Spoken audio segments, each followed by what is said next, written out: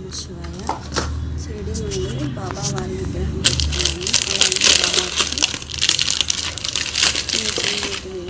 చాలా అవన్నీ తీసుకుని వచ్చాను. ఇక్కడ ఓపెన్ చేస్తున్నాను. బాబా ఎలా ఉన్నారంటే షిరిడిలో ఉన్న విగ్రహం ఎలా ఉందో అచ్చం అలానే వచ్చింది. నాకైతే చాలా సంతోషం అనిపించింది మా ఇంటికి బాబా వచ్చినందుకు.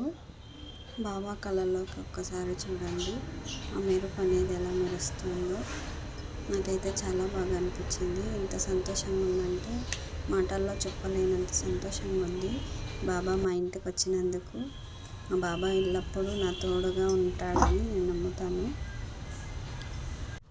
బాబాని ఇలా అందంగా అలంకరించి బాబాకైతే పూజ చేసుకున్నాను. ఒక ఇంటి పెళ్లి భోజనం కంటే అందరూ తలలు పెట్టే రొట్టెలు అంటే నాకు చాలా ఇష్టము అని అంటారు బాబా. అందుకే నేను బాబాకి ఈరోజు ఒక నైవేద్యం అనేది పెట్టాను. బాబాకి చాలా చాలా చాలా ఇష్టమట. అక్కడ షిరిడీలో చెప్తుంటే నేను విన్నాను.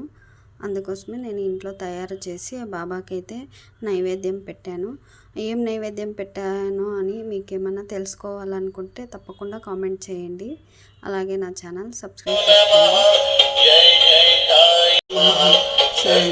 సాయి నమో నమః. ఓం సాయి నమో నమః.